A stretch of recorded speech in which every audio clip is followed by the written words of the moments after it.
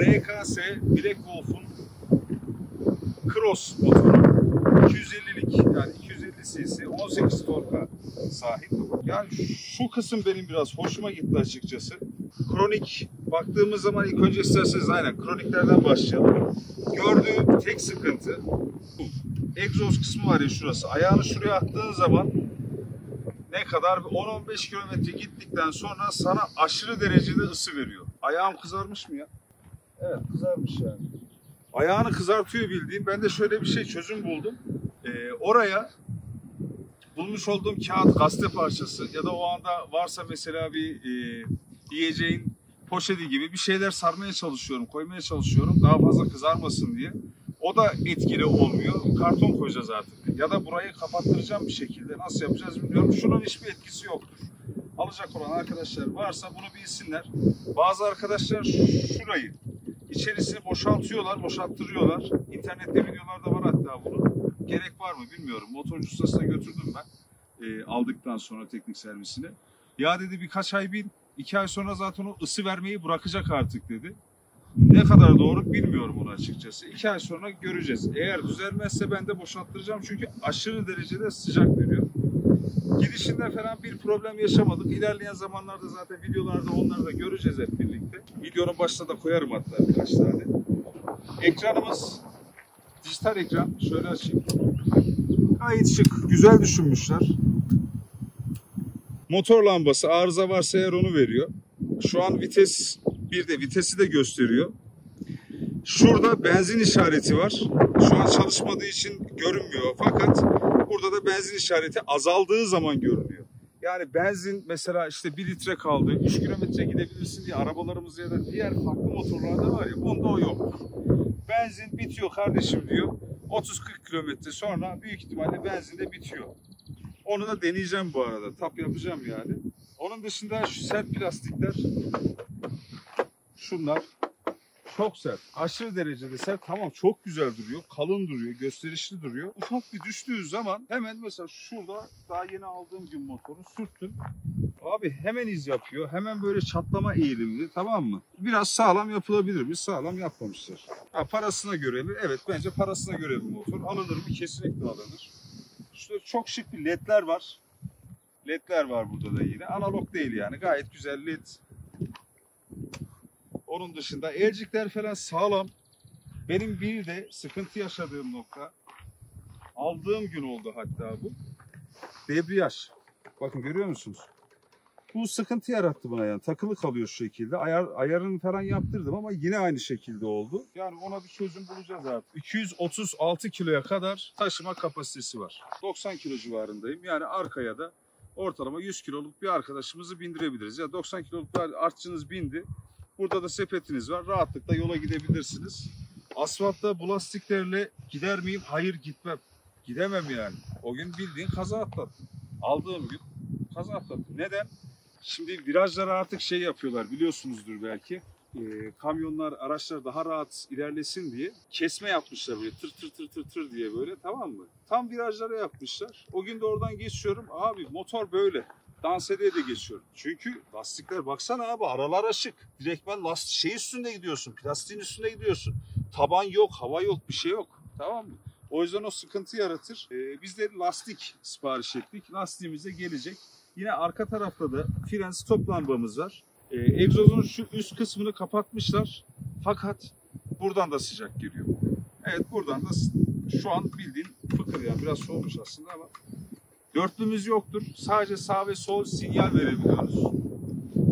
Ekstrasında frenleri gayet ayak freni, gayet sağlam. Ayak marşı bu da gayet iyi. Denedim birkaç kere. Güzel çalışıyor. Bir sıkıntısı yok. Ben başka bir kroni ile karşılaşmadım. Evet sadece dediğim gibi debriyajda ufak bir problem yaşıyorum şu anda. Bunu da yeni olduğu için ayarına bağlıyorum. Kronik olarak görmüyorum. Kronik olarak sadece şu ısı gördüğüm kadarıyla. Disklerin yediğini düşündüm. Şöyle yaklaş istersen. Kameradan da net bir şekilde belli olacaktır. Ön tarafta aynı şekilde arkada çizildiğini hissediyorsunuz. Bunu da götürdüm dün ustaya. Dedim ki ustam dedim bak böyle frenler büyük ihtimalle sıkıyor. Motorun arka tarafını kaldırdı. Lastiği çevirir misin dedi. Lastiği çevirdik arka lastiği. Yok dedi tutmuyor sıkıntı yok. Bu olabilecek bir durum dedi. Yani çizilebilir. Şu an çizik değil zaten. Çizik şöyle oluyor dedi. Farklı bir motorun diskini gösterdi bana. Ya tırnağında şöyle yaptığın zaman bildiğin çizik olmuş. O yüzden onda da korkulacak bir şey yoktu. Şu an zaten rodaj aşamasındayım. 200 kaçta oldu şu an? Şu an 130-140 civarında. 120 binde şu anda. 120 bin. İyi mi 120 bin sence? Çok güzel bir kilometre. Çok kullanılmış. 120'de şu anda motorumuz. Çok adrenalin yapılmış. Evet. 120'de şu an motorumuz. LED'lerde, farlarda herhangi bir sıkıntı yaşamadım henüz. Aynaları arkadaşlar çok şikayet ediyorlar. Birkaç tane bu motoru almadan ben de incelemeleri izledim. Aynalar diyor, yarısını %80 diyor seni gösteriyor diyor. %20 diyor arkanı gösteriyor diyor. Ya kısmen haklı olabilirler ama %80 çok vicdansız bir rakam bence. Bence şöyle %100. %100 seni gösteriyor abi. Sağından solundan geçen arabaları göremiyorsun. Bildiğin göremiyorsun. Adam senin üstüne ya sağa sinyal veriyorsun. Adam bastırmış gibi göremiyorsun ki aynadan. O yüzden bunların kesinlikle değişmesi gerekiyor. Ya da aldırabilir miyim bilmiyorum ama biraz daha dışa doğru aldırmam gerekiyor. Aynalar işlevsiz hocam. Aynaları değiştirebiliyorlar. Evet, aynaları değiştireceğiz. Yapacak Opsiyonel olarak farklı aynalar türler takabiliyorlar. Evet. Çünkü şöyle ya bu bildiğin yani can gidiyor bunun üstünde, tamam mı? Onu yapmamız lazım yani. Sonra rüzgarlık.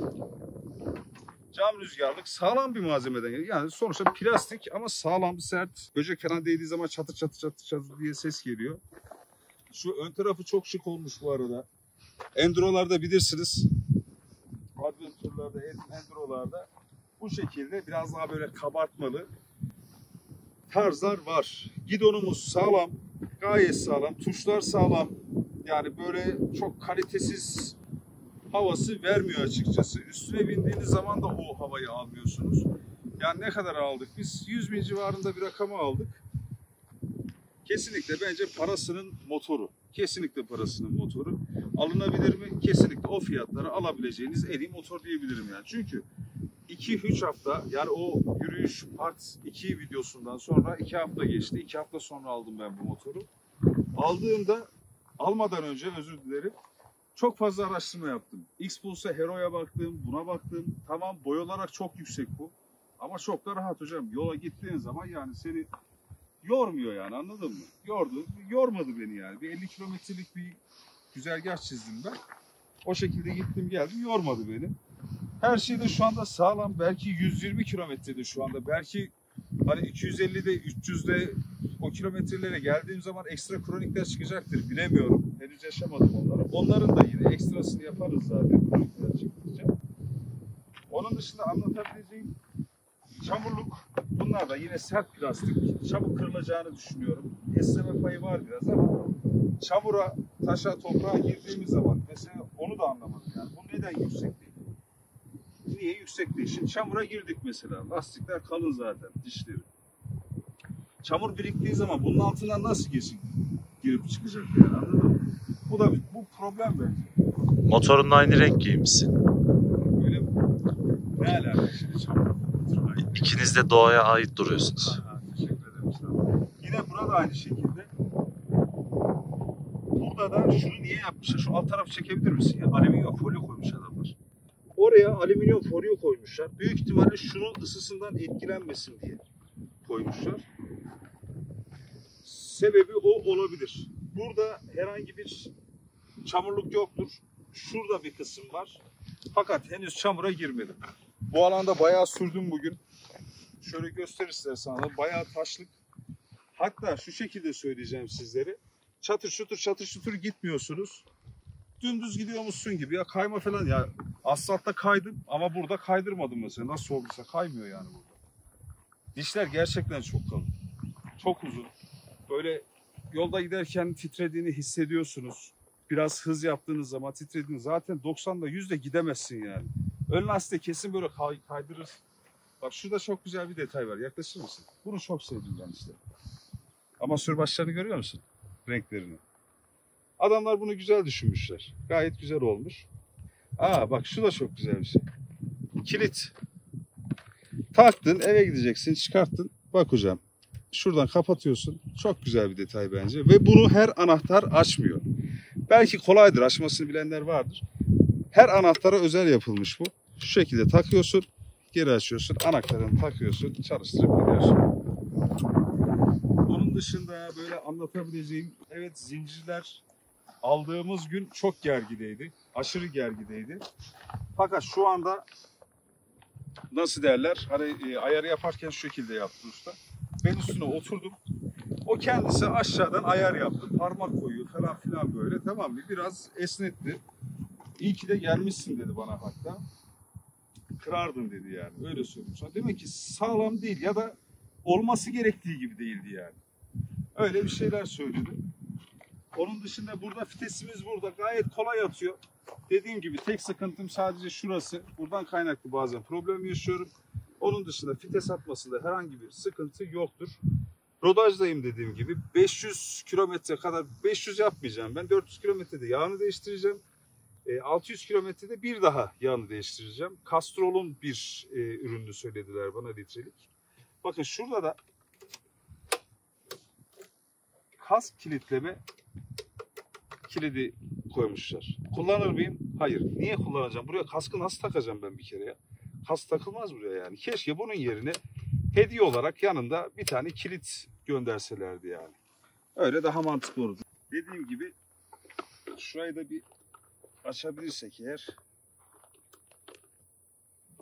Açamadık.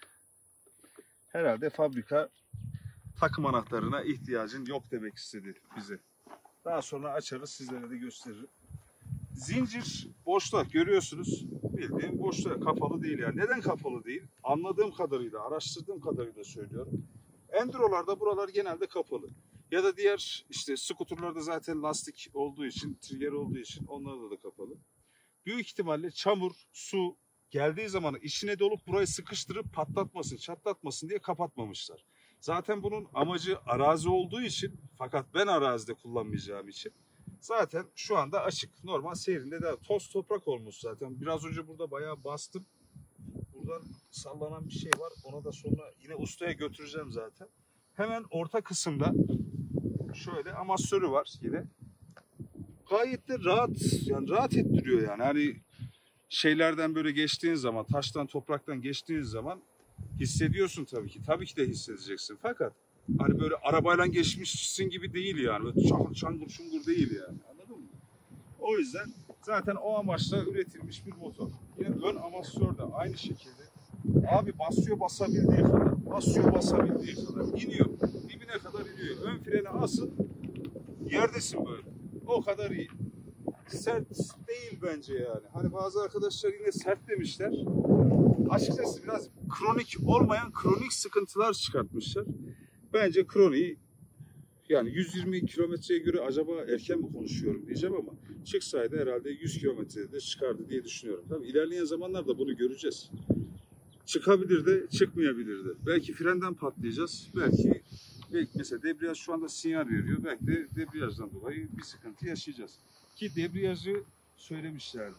Evet dostlar, motor bu şekilde. Fiyatı da dediğim gibi 100.000 bandında. Yani RKS'nin Black Wolf modeli. X-Pulse ile falan kıyaslanır mı? Yani o kasalar, segmentler olduğu için kıyaslanır tabii ki de. Neden kıyaslanmasın yani? Parasına göre motor yapmış adamlar da. Yani almak isteyen olursa yine mesaj atarsınız. Abi şurasını göster, kardeşim şurasını göster, şurası nasıl falan diye soranlar olursa onlara da yardımcı olurum. Ben aşırı memnun kaldım. Neden aşırı memnun kaldım? Çünkü bu benim ikinci motorum. İkinci motorum olduğu için de daha lüks bir motora henüz binemedim. Sonuçta para verdik aldık. Kahrımızı çekecek bizim yani. O yüzden kötülemeye gerek yok. Olduğuyla yetineceğiz. Olanla yetineceğiz. Şu anda elimizde bu var. Bununla yetineceğiz tabii ki. Şu an bizi taşıyor, götürüyor, getiriyor. Bir problem de yoktur. Problemi olduğu zaman da abi kul yapısı yani. Yaptıracağız yani. Yapacak bir şey yok. Kroniği varsa da yaptıracağız. Ekstrasında bir şey yoktur yani. Ne yapalım? Çin malı üretimi yani bu. Anladın mı? Mesela bak şurası şu an yeni fark ettim. Oynuyor. Ya da bu çıkıyor. Bilmiyorum. Neyse ellemeyelim. Düzenini bozmayalım. Benzin bak şurada da çok şurayı söyleyelim ya. Çok şık bence ya. Çok sevdim ben bunu. Üst tarafı kapanır, açılır. Pull demişler. Takıyorsun anahtarı. Çeviriyorsun. Açıyorsun. benzinimiz bayağı var ya. Az yakıyor diyorlar. Çok az yakıyor maşallah. Bastırıyorsun. Bu zamanla oturacaktır. Etrafında lastik olduğu için sönecek o yavaş yavaş. Burayı da emniyetini kapatıyorsun. Yoluna devam ediyorsun. Ne kadarlık benzin aldı bu arada? 10 litre diyorlar ama 13 litreye kadar alıyor. Ölçtük onu biz. Çünkü arkadaşıma da aynı anda ona da bir tane aldık bunda. 10 litre aldım ben. Düzenini bozmadım. Şu an 120'de henüz daha bir şey almadım. Lamba da yanmadı. Benzin az lambası da yanmadı. Tahminime göre 10 litreyle 340-350 kilometre civarında fabrika verileri var. Fabrika verilerinin biraz daha üstüne çıkacağını düşünüyorum. Ne kadar yakar o zaman konuşacağız. Şu an onu konuşmak için çok erken. Hava soğutmalı. Ekstrasında. Dediğim gibi rodajdayız ama ben biraz basıyorum. İyi mi yapıyorum, kötü mü yapıyorum bilmiyorum. 6000 devre çıkmamaya çalışıyorum. Neden? Usta o şekilde söyledi. 4000 ile 6000 devir arasında devam etmen gerekiyor dedi. Vites attır biraz falan dedi. Alışsın motor dedi. Şu an çok yakar dedi. Dedi yani. 500 de getir dedi. Hayır dedim, ben 300 de getireceğim, 400 de getireceğim dedi. Öyle ustamızla da muhabbet etmiştik. Şurada da bakın alt tarafta motor koruma. Sağlam bu arada. Bayağı sağlam. Şöyle. Hani dağa taşa çıktığınız zaman amasör esniyor ya. Alt tarafı göğsünü, yani motorun göğsünü yere vurmayın diye adamlar güzel düşünmüşler. Olması gereken belki de bu. Daha önce çünkü cross motorum hiç olmadı. Dediğim gibi ikinci motorum. İkincisi de ya nasip cross oldu. Bakın şurada da arka tarafa artçı aldığınız zaman gayet de sağlam ayaklıklar mevcut. Bunları da yine kullanabiliyorsunuz. Evet, anlatabileceğim her şey bu kadar motorla alakalı. Yine ilerleyen zamanlarda biraz daha kullandıktan sonra kullanış deneyimlerimi de sizlerle paylaşacağım. Ekstra videolar yaparız yine. Onun dışında bundan sonra kamplara, dağa taşa, ne bileyim şehirler arası gezilerimde motor bisiklet kullanmayı düşünüyorum. Ne kadar daha kullanırız bilmiyorum. Biraz geç kaldım bu sene, farkındayım. Bir 2 ayımız var. 2 ay kadar kullanacağız artık. Daha sonrasında bakarız. Allah hayırlı uğurlu etsin. İnşallah sizlere de nasip olur. Sizler de alırsınız. Son kez bir sesini duyar mıyız? Motorun? Evet. Duyalım tabii ki. Neden olmasın? Hatta şöyle bir sürüş yapayım istersen. Videonun başına koyacağız. Fakat umarım sizlerin de böyle bir güzellikli motoru olur. Şöyle egzozdan istersen.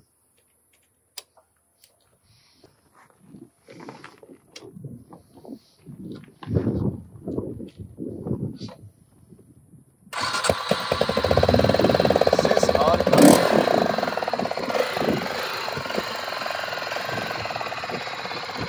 Şöyle bir fırlatayım geleyim istersen.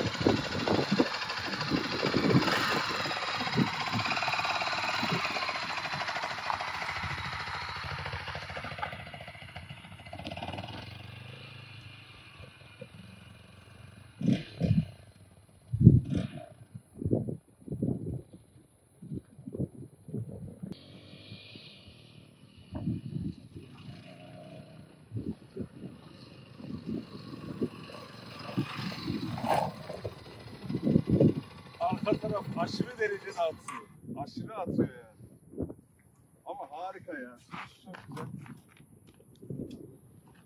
Bu arada ayaklığı indirdiğinizde o sonradan fark ettim onu. Özelliğini bilmiyorum. Ayaklığı indirdiğinizde motor ne olursa olsun istop ediyor. Çok güzel bir şey. Güvenlik açısından iyi, artı diyebileceğim şeylerden. Yani size kalmış. Söylediklerimizi baz aldığınız zaman ben pişman mıyım? Hayır, pişman değilim. İyi ki de aldım diyorum.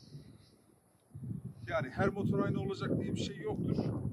Sizler de artık araştırırsınız, videolar izlersiniz, ekstra fabrika verilerine bakarsınız. Kafanıza göre herhangi bir tane motoru almayı düşünüyorsanız eğer bakar alırsınız. Memnunum, pişman da olmadım açıkçası. Hoşuma da gidiyor motor.